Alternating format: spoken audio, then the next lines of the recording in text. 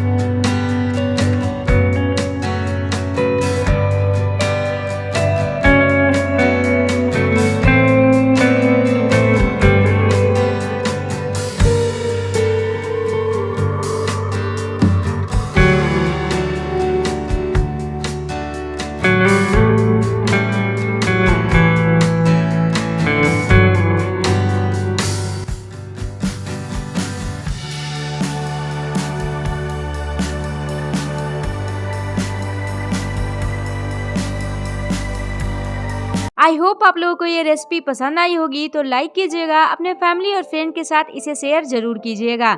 मैं मिलती हूँ आपसे ऐसे ही इंटरेस्टिंग हेल्दी रेसिपी के साथ अगली वीडियो में।